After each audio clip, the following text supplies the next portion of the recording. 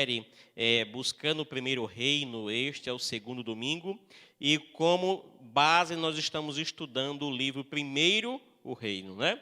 E o livro é interessante, está tendo uma live todos os dias de 5h30 às 6h30 da manhã no YouTube de Adventista Sergipe, e toda a União Leste está apoiando essa transmissão, e também está sendo divulgado nos grupos aí o áudio para que você possa ouvir o texto do dia.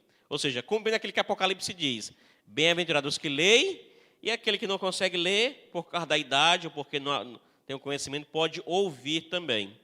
Hoje nós vamos trabalhar o tema seguinte: sem compromisso na Babilônia. Nós estudamos na semana passada, domingo passado, um tema falando sobre Ana e sua entrega total. Hoje nós vamos falar sobre o tema sem compromisso na Babilônia. E você é nosso convidado especial para abrir sua Bíblia no livro de Daniel, capítulo 1. Daniel, capítulo 1. O nome Daniel significa meu juiz é Deus. Eu gosto muito de o significado dos personagens da Bíblia. E aí eu achei um bom tempo atrás, eu acho que aproximadamente uns 7, 8 anos atrás, em uma livraria, buscando, eu encontrei um livro chamado assim, com o título Quem é Quem na Bíblia. E aí eu gostei tanto, não comprei na oportunidade, depois eu ganhei de presente esse livro, e eu acho fantástico. Quando eu tenho alguma curiosidade sobre o nome de um personagem da Bíblia, ou até identificá-lo na Bíblia, eu vou no livro, ele vai me dizer, e ali eu descobri que existe algum Daniel. Por exemplo, quando você vê em Crônicas a situação de a vinda para reconstruir os muros de Jerusalém, e no livro de Neemias, você vai encontrar um Daniel também, que está naquela situação, que não é o mesmo Daniel que escreveu o livro de Daniel, que ainda está em Babilônia naquele período. E aí ele vai te trazendo alguns nomes que parece que foram contemporâneos de Neemias, mas não, é um outro personagem que tem também um nome parecido com outro personagem bíblico. Daniel significa, então, meu juiz é Deus. Eu acho interessante que quando Deus convida alguém para ser um mensageiro, Deus usa o próprio nome desta pessoa para já começar pregando a mensagem. Então Deus chama alguém e já diz pelo nome desta pessoa o que é que ele quer declarar para o povo. Você vê isso em diversos contextos da Bíblia. O livro de Daniel, você já deve ter aberto aí, capítulo 1. Capítulo 1, vamos ler o verso 8. Daniel, capítulo 1, verso 8. Quem achou, diga amém. Então, você já está com a sua Bíblia aberta. Quero convidar você a fechar os olhos, não a Bíblia, mas os olhos, para que assim possamos ter uma palavra de oração. Obrigado, Senhor, porque nesta noite, neste momento, nós temos a oportunidade de termos a Tua palavra aberta. Fala ao nosso coração e nos restaura, conforme o Teu querer, por Jesus. Amém. Queridos, verso 8 do capítulo 1 diz assim: resolveu Daniel firmemente não contaminar-se com as finas iguarias do rei, nem com o vinho que ele bebia. Então pediu ao chefe dos eunucos que ele permitisse não contaminar-se. Queridos, muitas vezes nós temos a impressão de que colocar Deus em primeiro lugar se refere apenas à vida religiosa, não é verdade? Ao longo dos nossos dias, a nossa vida corriqueira, nós imaginamos que colocar primeiro Deus em nossa vida só se restringe à vida religiosa. Mas não é assim. Nós precisamos entender que colocar primeiro Deus na nossa vida por completo. Não é apenas na vida religiosa. Às vezes nós olhamos para a Bíblia e vemos que até o povo da Bíblia teve dificuldade de pôr Deus em primeiro lugar. E não é poucos que não buscaram primeiro o reino, que não buscaram primeiro Deus. E aí eu poderia trazer alguns nomes aqui: Adão e Eva. Eles não colocaram Deus em primeiro lugar. Você vê outro personagem, Abraão, Moisés. Eles não colocaram Deus em primeiro lugar. Então, quando nós olhamos para a Bíblia, nós vemos vários personagens que foram e tiveram uma vida magnífica, que hoje servem de exemplo pela sua experiência e vivência, mas que não colocaram Deus em primeiro lugar. Quando nós olhamos para Salomão e Elias, eles também não colocaram Deus em primeiro lugar. Que interessante, né? E às vezes nós analisamos, não, Moisés, Adão, Eva, Elias, Salomão, eles são pessoas magníficas. Mas em algum momento de sua vida, eles não buscaram o primeiro reino. Agora, quando nós olhamos para aqueles que de fato olharam para a cruz, olharam para Jesus, olharam para Deus, não, eu prefiro ser morto, mas eu não vou deixar Deus em segundo lugar. Nós podemos ver ali José, que preferiu ir para a prisão ao cometer um pecado contra Deus e contra o Senhor, que ele ali era escravo. Ele era escravo, mas ele tinha escolha. Você pode ver outro personagem chamado Daniel, lá em Babilônia, o texto que nós lemos.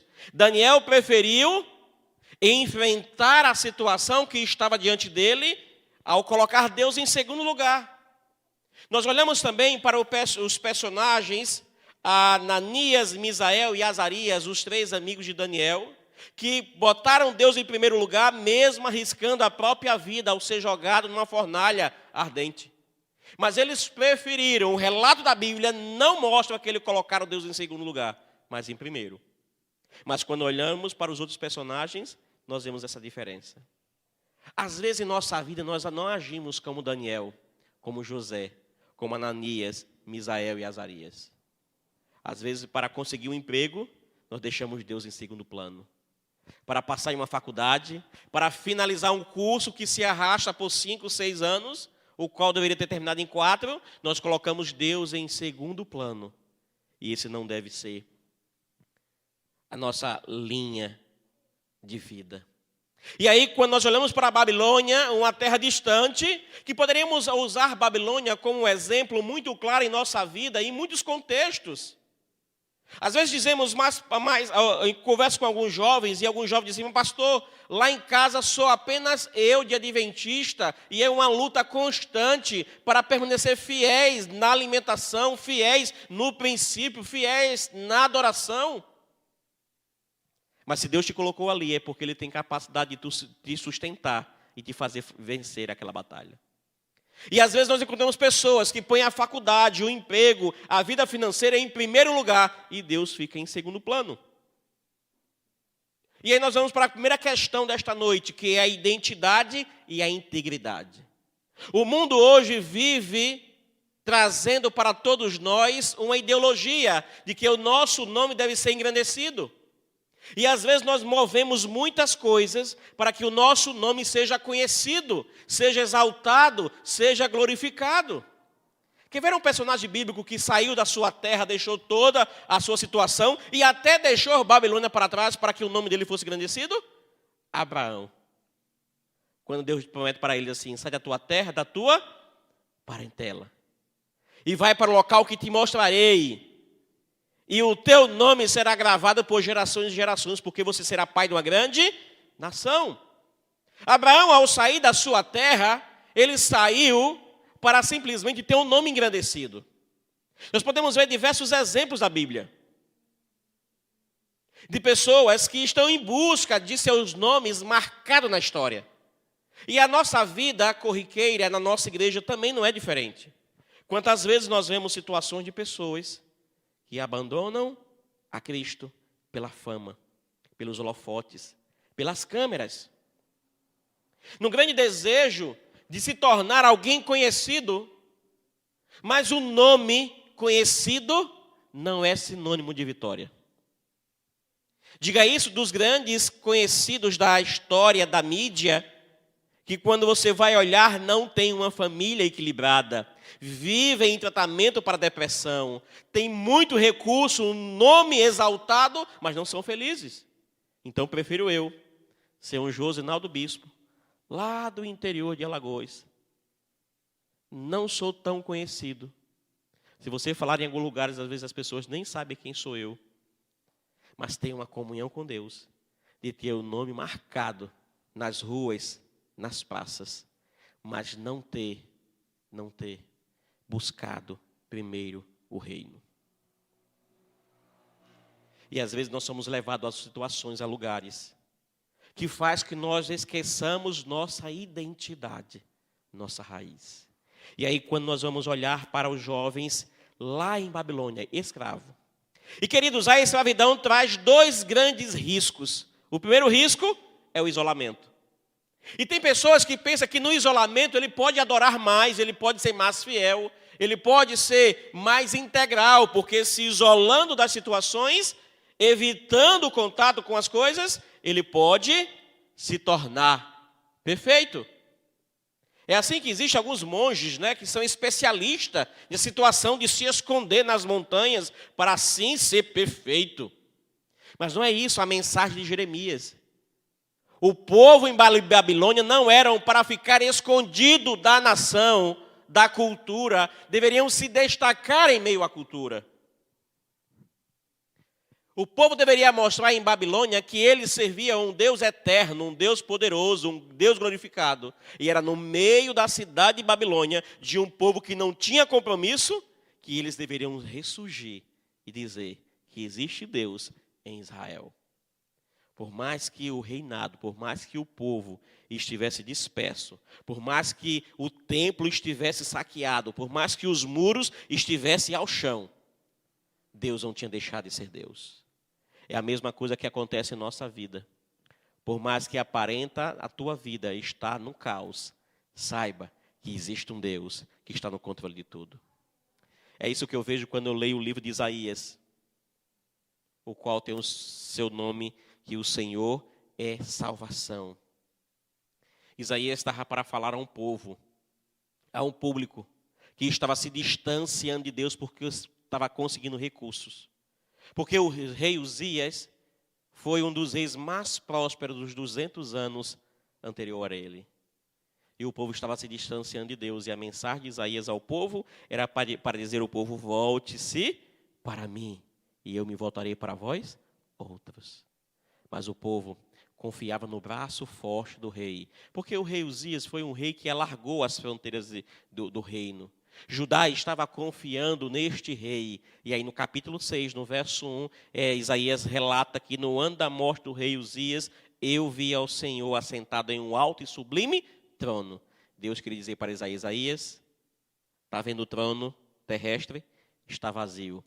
Mas eu estou aqui assentado no trono da vida, no trono do controle, no trono do poder. Ei, queridos, tua vida pode estar em ruínas. Mas não é ruína de destruição, é ruína de reforma. As pessoas podem apenas ver a fumaça, a poeira, os entulhos, mas não sabem que existe um construtor refazendo a tua vida. O isolamento traz o primeiro perigo a escravidão traz o primeiro perigo que é o isolamento. E às vezes as pessoas pensam que se isolar, eu não vou para a igreja não, porque lá tem um monte de pecador, miserável, comedor de açúcar. Eu vou ficar sozinho em casa, porque aí eu tenho minha conexão com Deus.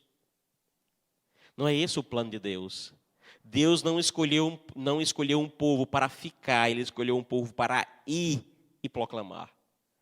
A ordem de Deus é sempre dizendo o seguinte: venha a mim, para que depois de você ser transformado, você vá e salve. Atos capítulo 1, verso 8 diz: e recebereis poder ao descer sobre vós o Espírito Santo. Para fazer o quê? Ser testemunha. Onde estavam? Mais adiante e até o fim do mundo. Entende? Segundo grande risco é a assimilação. A escravidão traz assimilação, e nós vemos exemplos da Bíblia de pessoas que foram escravos, mas não se assimilaram, não se tornaram iguais aonde estavam vivendo. Vemos José sendo escravo, mas tinha um coração livre em Deus. E José, em meio às tentações e dificuldades, José estava fiel. E aqui nós encontramos Daniel. E algumas pessoas usam Daniel, capítulo 1, verso 8, na questão de dizer que Daniel era vegetariano. Não existe nenhum apoio em dizer que Daniel era vegetariano. Ele simplesmente não quis comer aquela comida que estava na mesa do rei, porque ele entendia que Babilônia era uma cidade, um reinado pagão. E Nabucodonosor era um deus para aquela cidade. E todo o alimento que era posto para ser ingeridos era consagrado ou declarado ao Deus. Principalmente a Nabucodonosor. É por isso que Nabucodonosor, quando vê Daniel traduzindo o sonho que ele tem da estátua, de quem é a estátua que ele faz? Dele mesmo. Alguns comentaristas vão dizer, outros dizem que era tipo um obelisco, mas simplesmente Nabucodonosor quer trazer o seu nome na história, marcar seu nome. E aí, o que acontece para ter essa assimilação? A primeira coisa que Daniel e os seus 3 amigos recebem ao chegar em Babilônia é o nome novo. É o nome novo. Para que ele possa se assimilar à situação do reinado, da nação de Babilônia. Mas Daniel e seus amigos estavam em Babilônia, mas não estavam igual os babilônicos. Eles tinham no coração, porque eles tiveram até seus nomes trocados, mas sua integridade não. Nós não sabemos muito bem quem foram os pais destes jovens. Nós não sabemos quem foram os pais de Daniel. Mas nós sabemos que esses pais tiveram uma influência muito poderosa na situação de ensinar os filhos a amar a Deus e colocá-lo em primeiro lugar, a despeito da situação e do local onde estivessem. E eu pergunto para você, queridos, que me ouvem nesta noite, como tem sido o nosso ensino para com aqueles que estão sob nossa responsabilidade? Sejam eles filhos, sobrinhos, esposo, esposa. Como tem sido, ou como nós temos transmitido a bondade de Deus para estas pessoas? Se você observar aqui, os pais de Daniel nem são mencionados, dito quem ele era, como foi a educação. Nós sabemos que esses 4 jovens, eles tinham uma raiz, ou tinham uma situação na linhagem real, eram pessoas importantes, porque só quem ia para o palácio eram pessoas importantes, e esses 4 jovens foram escolhidos para ficar no palácio, para servir no palácio. E aqui nós vemos Daniel escolhendo, desafiando muitas situações. Nós vemos também o nome de Daniel sendo marcado, engrandecido, mas isso não deixou Daniel cheio de orgulho. Lembra do rei Dário, quando Daniel foi para a cova dos leões? O rei chegou na cova dos leões e gritou pelo nome de Daniel, não pelo nome que Nabucodonosor tinha dado para ele. Integridade, essência. Você pode até mudar de nome, mas não vai deixar de ser quem você é. O coração vai revelar em algum momento. Mas nós estamos muito cheios de vitaminas dos canais de streamings, dos filmes, das séries. Imaginamos porque as pessoas vai lá, passaporte, identidade, vai no rapaz lá no fundo de um local, de um prédio antigo, lá no porão, e ele emite um passaporte, emite nova identidade, e aquela personagem passa a ser uma outra pessoa e viaja o mundo e ninguém acha, nós imaginamos que vamos ser da mesma forma. Não é assim que fazemos? Estamos muito bem alimentados dessas coisas materiais. A cova dos leões, em que Daniel foi colocado, bem como a fornalha ardente que os seus 3 amigos foram lançados, mostra a situação real, que você pode até ter seu nome trocado, mas não pode perder a integridade, não pode deixar Deus em segundo lugar. Queridos, o processo de assimilação não parou apenas nos nomes e no desenvolvimento intelectual. Daniel e seus amigos foram ensinados, doutrinados, inculcados em sua mente as doutrinas e objetivo de Babilônia. Por que eu digo isso? Porque Daniel é considerado um mago, porque ele tinha formação nessa escola de magia. Lembra quando o rei tem um sonho? O decreto do rei ele diz o quê? Que todos os magos e feiticeiros, se não revelassem o sonho dele, seriam o quê? Mortos, destruídos. E Daniel estava neste meio, porque Daniel teve esta formação. Daniel foi para a faculdade em Babilônia.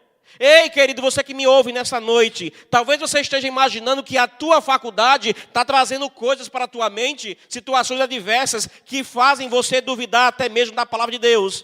Mas eu digo para você, Daniel e seus amigos foram até para a faculdade em Babilônia, mas eles não estavam comprometidos e nem compromissados com a mensagem de Babilônia.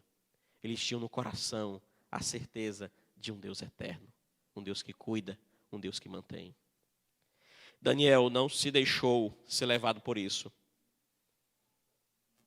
Babilônia até tentou mudar o estilo de vida desses meninos. Babilônia até tentou mudar sua identidade. Babilônia até tentou mudar o nome desses meninos, mas não consegue. O real objetivo final. E aí Daniel chega no capítulo 1, verso 8, diante de Aspenaz e diz: olha, por favor, deixe-me apenas comer alguns legumes e água. Deixa apenas isto. Daniel está dizendo aqui uma alta afronta ao Deus de Babilônia. Uma alta afronta a Nabucodonosor. Porque Nabucodonosor era considerado um Deus. E o alimento sobre a mesa era consagrado e dedicado ao Deus. E aí Daniel diz assim: não, eu quero a alimentação que o meu Deus instituiu. E aí Daniel se volta lá para o Éden. Qual é o alimento que Deus ordena a Adão e Eva se alimentar no Éden? O que é mais natural. Daniel, para se fortalecer, ele diz não para a comida e para a dieta de Babilônia. E ele diz sim para o propósito dos mandamentos de Deus. Ele permanece firme na presença do Senhor. Eu já vi pessoas que na hora de comer ele diz assim: eu não vou nem perguntar, porque se eu não souber, não é pecado. E aí chega nos restaurantes e come de tudo. E eu pergunto, qual é a diferença de nós irmos numa lanchonete e pedirmos um hambúrguer só de queijo e não pedirmos um hambúrguer de presunto, não pedirmos um hambúrguer de bacon, e o pão e o queijo é esquentado na mesma chapa que se esquenta o bacon, que se esquenta o presunto, e aquela gordura molha aquela chapa ali e esquenta o teu queijo, e esquenta o teu pão, e frita o teu ovo para pôr no pão. Qual é a diferença? É a mesma coisa de você cozinhar o feijão, botar as carnes que a Levítico 11 diz que não pode comer, e aí depois você tira os pedaços de carne, separa e não come a carne, mas come o caldo, come o feijão e o caldo. É ou não é a mesma coisa? Princípios, entendimento. E nós vamos apenas para aquilo que é o grosso modo, e nós não vamos para a integridade, para a essência. E às vezes dizemos em um restaurante: não vou nem perguntar o que é que tem nesse feijão, porque vai que tem alguma coisa que eu não posso comer, e aí se eu perguntar e se eu souber, eu vou estou pecando. Então, Deus não leva em consideração o tempo de ignorância. É melhor não saber para não ser condenado. É pecado do mesmo jeito. O conhecimento está diante de você e você não quer conhecer. Daniel chega em Babilônia e diz assim: não, eu não vou me alimentar deste banquete. E aí Daniel tem uma consistência no seu estilo de vida. Longe de casa, escravos em um país estrangeiro. Estes jovens estavam sob enorme pressão. Apesar de tudo, eles decidiram não se contaminar com as iguarias do rei sobre a mesa, mas também com o fato de ser servido em um ambiente de adoração, eles preferiram um outro tipo de alimento. E aqui, queridos, existem 3 coisas que a Bíblia chama de abominação diante de Deus. 3 coisas, neste contexto, que podemos ler dessa decisão de Daniel. 3 coisas que Deus chama como abominação. Primeira, a idolatria.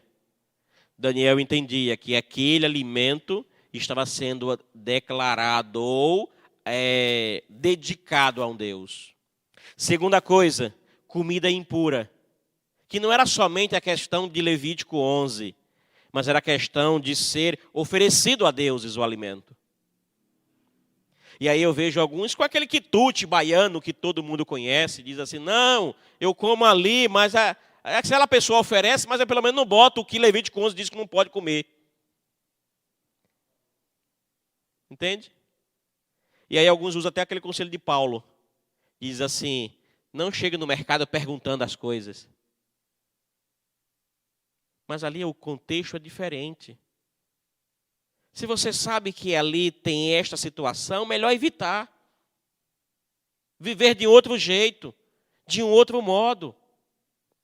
E aqui, a comida é impura. Daniel entende, o texto é claro. Daniel diz assim, eu não vou me envolver em idolatria. Eu não vou comer uma comida que é impura. E a promiscuidade. Eles se afastam dessas três coisas. A teologia da alimentação já estava presente nas primeiras páginas da Bíblia, quando o primeiro mandamento de Deus para a alimentação é o que é mais natural possível. Mas não podemos usar Daniel aqui para dizer que ele era vegetariano. Ele fez uma escolha diferenciada. É visto em toda a Bíblia que o povo de Israel comia carne. Mas o contexto aqui é a situação da adoração. A situação da integridade de quem era Deus. Não estou dizendo aqui que você agora pode comer carne todos os dias, de todo jeito, de todo momento. Mas é apenas o contexto que estamos trabalhando.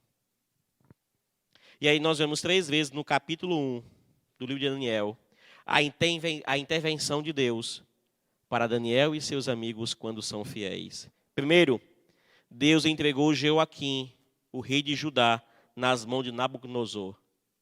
Ele estava distante do caminho do Senhor. Isaías estava alertando, Jeremias estavam dizendo ao povo, se voltem para Deus. Isaías, principalmente no rei de Judá, estava dizendo ao povo, olha, Deus está chamando, ouve Israel. Em seguida, Deus trouxe Daniel para o favor e a bondade de Aspenaz. Quando ele diz, olha, não quero comer disso não, providencie uma comida mais simples para eu me alimentar. E o que é que Aspenaz faz? Põe sua própria vida em perigo. Porque por causa da bondade de Deus, ele simplesmente obedece e faz diferente. Terceira coisa, Deus lhes deu o conhecimento e a inteligência em todas as letras. Isso se dá bem visto na avaliação após a formatura daquela situação que eles estavam estudando e vivenciando ali. Após sua alimentação, 3 anos após, o rei vai avaliar os jovens e o examinou, lá no verso 20 do capítulo 1. E ele diz que eles eram 10 vezes mais sábios do que todos os outros. Queridos, o que eu quero dizer com tudo isso? Nós estamos vivendo em um mundo que se parece muito com Babilônia. Um mundo de deuses. E esses deuses estão ao nosso redor constantemente. Mas nós precisamos fazer uma escolha. Quem vamos buscar primeiro? As coisas deste mundo ou o reino de Deus?